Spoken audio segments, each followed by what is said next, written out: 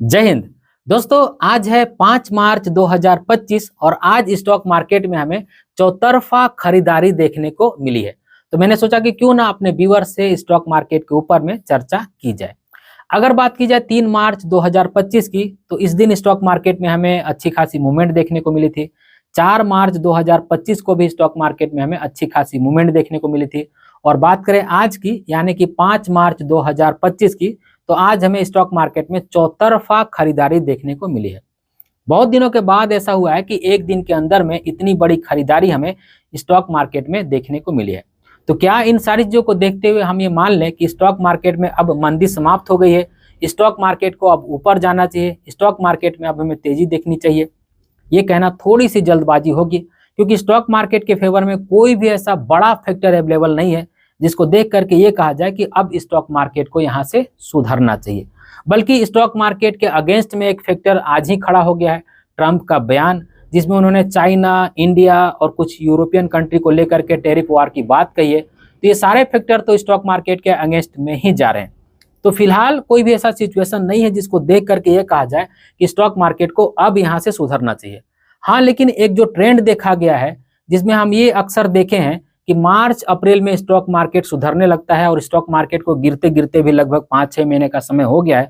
तो इन सारी चीजों को देख करके ऐसा कहा जा सकता है कि कम से कम अब स्टॉक मार्केट को सुधरना चाहिए, जिसके संकेत भी हमें अब फिलहाल दिखने लग गए हैं। तो चलिए, खैर, आज की इस वीडियो में हम ये देख लेते हैं कि आज कारोबार के दौरान किस किस इंडेक्स में हमें कितनी कितनी तेजी देखने को मिली है। तो मैं अपने मोबाइल का स्क्रीन रिकॉर्डर ऑन करता हूं, ताकि जो चीजें मैं देखूं वो सारी चीजें आपको भी दिख सके। तो सबसे पहले बात करते हैं मुख्य इंडेक्सेस की और बात करते हैं इंडिया विक्स की। तो इसमें आपको लगभग 1.25% की गिरावट देखने को मिलेगी। इसका मतलब ये है कि इंडियन स्टॉक मार्केट में वोलेटिलिटी थोड़ी सी कम होते हुए हमें दिख रही है। वहीं पे निफ्टी बैंक की बात की जाए तो आधे % के आसपास की तेजी थी। निफ्टी 50 में लगभग 1.25% के आसपास की तेजी थी। BSE 250 लार्ज मिड में देख सकते हैं लगभग 1.5% से थोड़ा ज्यादा ही तेजी थी। निफ्टी 500 में लगभग 0.25% की तेजी थी। निफ्टी मिड कैप 150 इंडेक्स में देख सकते हैं लगभग 2.5% की तेजी थी। निफ्टी स्मॉल कैप 250 इंडेक्स में देख सकते हैं लगभग 0.3% की तेजी थी। और निफ्टी माइक्रो कैप 250 इंडेक्स में भी लगभग 0.3% की तेजी थी। अब वहीं पे अगर हम कुछ सेक्टोरल इंडेक्स देख लें, तो यहाँ पे आप देख सकते हैं, अगर मैं बात करूँ निफ्टी एनर्जी की, तो यहाँ पे भी लगभग हमें 0.3% की तेजी देखने को मिली। निफ्टी IT में 2% से ज्यादा की तेजी थी। निफ्टी FMCG में लगभग 1.5% की तेजी थी। निफ्टी फार्मा में लगभग 1.5% की तेजी थी। निफ्टी कंजम्पशन में देख सकते हैं लगभग 2% की तेजी थी। निफ्टी ऑटो में देख सकते हैं लगभग 2.5% की तेजी थी। निफ्टी इंफ्रा में देख सकते हैं 2% से ज्यादा की तेजी थी। BSE PSU में देख सकते हैं लगभग 3% से ज्यादा की हमें तेजी देखने को मिली है। अब हम ये देख लेते हैं कि दिन के कारोबार के दौरान किन स्टॉक्स में सबसे ज्यादा खरीदारी हमें देखने को मिली है। तो अदानी पोर्ट में देख सकते हैं 5% से ज्यादा की खरीदारी थी। टाटा स्टील में भी लगभग 5% के आसपास की खरीदारी। अदानी इंटरप्राइजेज में भी लगभग 5% के आसपास की ही खरीदारी। महिंद्रा एंड महिंद्रा में लगभग 4.25% के आसपास की खरीदारी। पावर ग्रिड में देख सकते हैं लगभग 4% के आसपास की खरीदारी। NTPC में देख सकते हैं लगभग 4% के आसपास की खरीदारी। भारत इलेक्ट्रॉनिक्स में देख सकते हैं लगभग 0.25% के आसपास की खरीदारी। तो अब हम वो भी स्टॉक्स देख लेते हैं जिनमें कारोबार के दौरान सबसे ज्यादा बिकवाली हमें देखने को मिली। तो बजाज फाइनेंस में लगभग 3.5% के आसपास की बिकवाली थी। इंडसइंड बैंक में 1.5% से थोड़ा सा ज्यादा की बिकवाली थी। HDFC बैंक में लगभग 1.25% के आसपास की बिकवाली थी। श्रीराम फाइनेंस में देख सकते हैं 1/4% की बिकवाली थी। और ग्रासिम में देख सकते हैं मामूली सी गिरावट थी। तो आप इसको बोल सकते हैं कि ये फ्लैट ही बंद हो पाया है।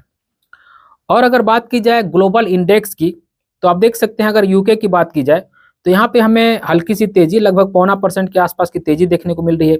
जर्मनी में देख सकते हैं 3.5% की तेजी देखने को मिल रही है। और फ्रांस देख सकते हैं लगभग 2.25% की तेजी हमें देखने को मिल रही है। और अगर बात की जाए US टेक 100 की, तो यहाँ पे आप देख सकते हैं कि लगभग 1.25% के आसपास की तेजी देखने को मिल रही है।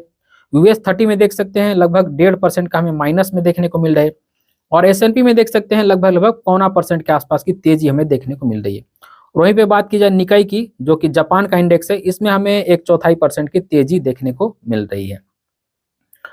वहीं पे अगर FIIs DIS की डेटा की बात की जाए, तो देखिए, जब मैं वीडियो शूट कर रहा हूं तो उस समय FIIs DIS का डेटा अवेलेबल है। तो आज भी हमें जो नेट में FIIs है वो बिकवाली करते हुए ही दिख रहे हैं, जो कि 2,895 करोड़ रुपए का है। यानी कि आज जब स्टॉक मार्केट में हमें इतनी तेजी देखने को मिली है, तो आज भी जो एफआईआई है वो नेट में बिकवाली ही कर रहे थे, नेट में सेलर्स ही बने हुए थे। और डीआईएस की तरफ से 3,370 करोड़ रुपए का नेट में आज के दिन हमें खरीदारी देखने को मिली है। तो आज दिन में जो कारोबार हुआ स्टॉक मार्केट में, उस दौरान इस तरह की सिचुएशन हमें आज स्टॉक मार्केट में देखने को मिली। तो यही वो अपडेट थी दोस्तों, जिसको मैंने एक छोटी सी वीडियो के माध्यम से सोचा कि मैं अपने सभी व्यूअर्स के पास पहुंचा दूं। उम्मीद करता हूं वीडियो आप सभी को अच्छी लगी होगी।